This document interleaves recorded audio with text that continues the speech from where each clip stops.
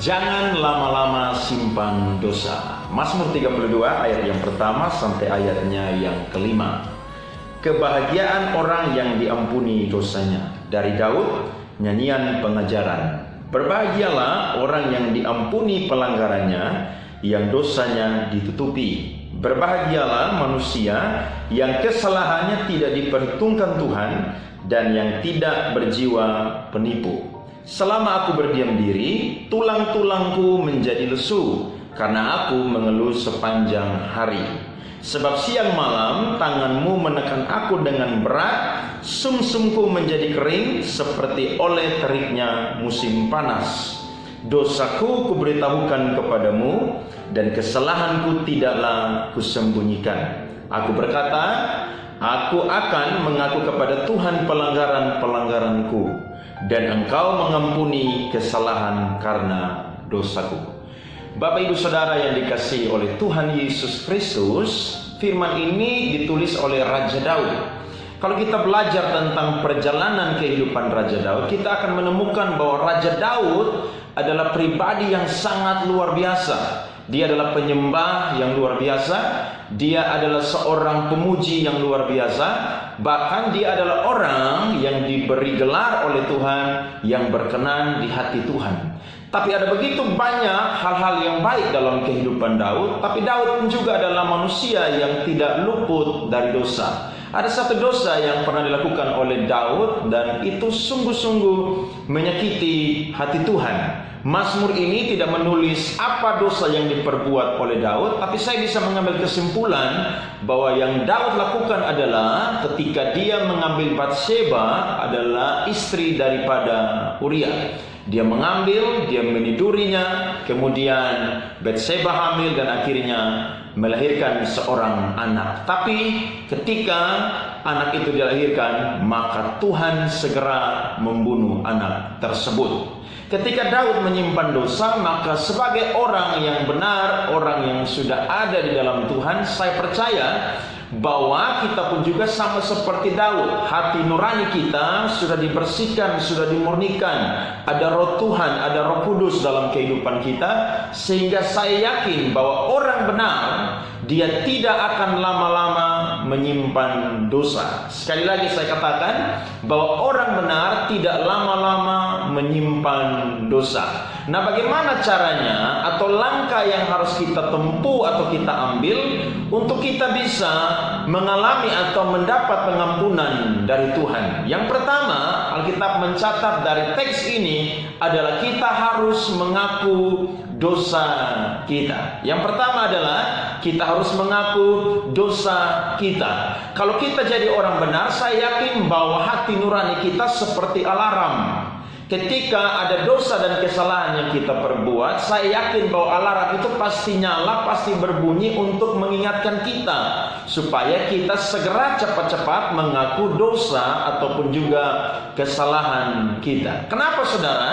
Karena kita mencatat di ayat yang pertama sampai ayat yang kedua adalah berbahagialah orang yang diampuni pelanggarannya, yang dosanya ditutupi. Berbahagialah manusia yang kesalahannya tidak diperhitungkan Tuhan dan yang tidak berjiwa penipu. Berarti ketika kita mengaku dosa kita, justru kita akan jadi orang yang berbahagia, bukan orang yang terkutuk, bukan orang yang terintimidasi, karena kita mengaku di hadapan Tuhan bahwa kita adalah orang berdosa. Saya yakin bahwa kita semua tiap hari melakukan dosa, baik pikiran, perkataan, ataupun juga perbuatan kita.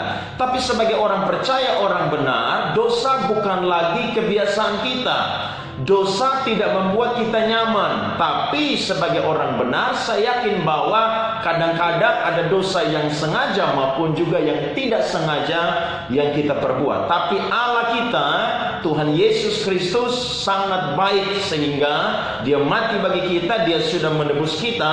Bahkan sampai hari ini pun juga Dia menjadi pengantara bagi kita. Ketika kita mengaku dosa kita, maka Dia setia untuk mengampuni dosa dan kesalahan kita. Saya bacakan satu ayat, 1 Yohanes pasal yang kedua, ayatnya yang pertama sampai ayatnya yang kedua. Anak-anakku, hal-hal ini kutuliskan kepada kamu supaya kamu jangan berbuat dosa. Namun jika seorang berbuat dosa, kita mempunyai seorang pengantara pada Bapa, yaitu Yesus Kristus yang adil. Dan ia adalah pendamaian untuk segala dosa kita, dan bukan untuk dosa kita saja, tetapi juga untuk dosa seluruh dunia. Berarti orang percaya, orang benar bisa jatuh dalam dosa, tapi orang percaya, orang benar tidak akan betah di dalam dosa. Ada amin, saudara?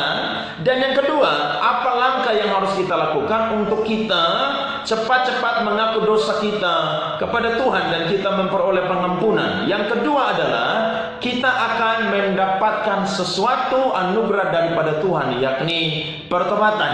Kalau saudara orang benar, saya yakin bahwa ketika diampuni, saudara pasti akan bertobat atau tidak lagi mengulangi kesalahan yang sama. Kalau kita belajar firman Tuhan, ketika Daud tua, saudara, badannya saudara mulai tidak panas lagi, maka dia mencari seorang wanita muda yang untuk merawatnya.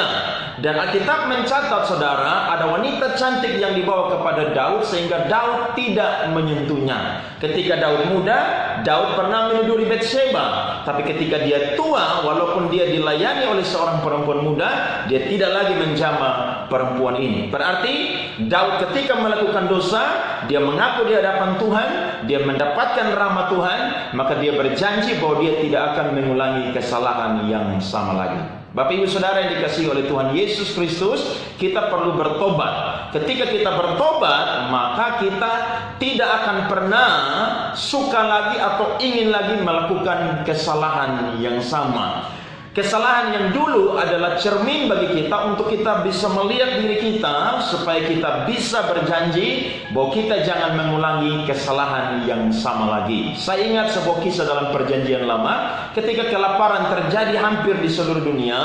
Mesir adalah daerah atau bangsa yang tidak mengalami krisis. Dan ketika saudara-saudara Yusuf atau kakak-kakaknya pergi ke Mesir untuk membeli gandum, ternyata ada Yusuf di sana.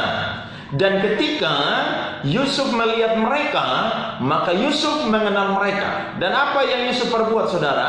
Yusuf tidak membenci mereka. Yusuf bukannya tidak mengampuni mereka, tapi Yusuf mengajarkan mereka dengan sebuah proses demi proses, supaya mereka bisa mengingat kesalahan masa lalu mereka dan akhirnya mereka bertobat. Dan Alkitab mencatat mereka berkata bahwa darah atau nyawa adik kita berteriak kepada Tuhan, dan sekarang kita mengalami apa yang kita pernah perbuat kepadanya. Dan ketika mereka sudah sungguh-sungguh menunjukkan sikap pertobatan, maka Alkitab mencatat bahwa Yusuf memperkenalkan dirinya. Bahkan Yusuf berkata, bukan kamu yang membawa aku ke sini, tapi Allah lah yang membawa aku supaya mempersiapkan sebuah bangsa yang besar. Bahkan manusia mereka-rekakan yang jahat, tapi Allah mereka-rekakannya untuk kebaikan. Jadi ketika kita sudah diampuni, maka langkah yang kedua adalah kita harus bertobat. Saya yakin orang percaya akan ingin sekali hal-hal yang baik, tidak ingin lagi melakukan hal-hal yang lama, karena dalam Kristus kita adalah ciptaan baru,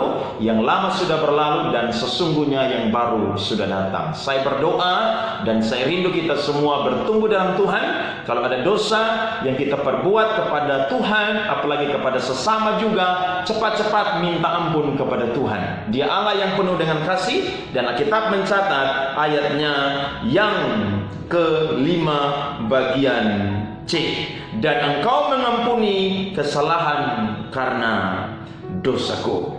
Ayat yang ke-6 sampai ayat yang ke-7, sebab itu hendaklah setiap orang saleh berdoa kepadamu selagi engkau dapat ditemui. Sesungguhnya pada waktu banjir besar terjadi, itu tidak melandanya. Engkaulah persembunyian bagiku, terhadap kesesakan engkau menjaga aku. Engkau mengelilingi aku sehingga aku luput dan bersorak. Kiranya firman Tuhan boleh menjadi berkat bagi kita semua. Tuhan memberkati.